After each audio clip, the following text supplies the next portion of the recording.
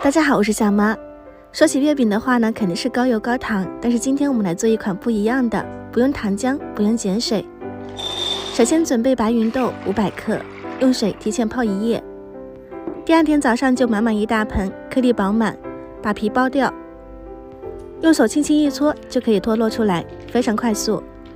它的颗粒比较大，我们要放到电压锅里面，加入没过豆粒的水量，按豆筋键煮熟，大概40分钟以上。像这种软烂的程度就可以啦，用滤网过滤出来，用铲子捣碎。还有一些大颗粒的话呢，可以用这种搅拌酱给它打至细腻，如果没有的话呢，可以用破壁机或者是滤网过滤，像这样非常细腻的状态就可以了。放进不粘锅里面，加入80克白糖，120毫升的玉米油，搅拌均匀。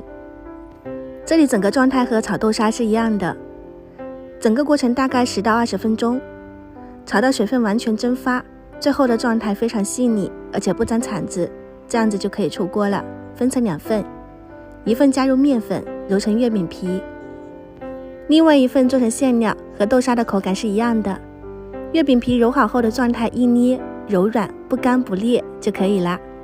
如果想要颜色和我一样，对半分开，加入紫薯粉揉均匀，或者是加入其他你想要的颜色都可以。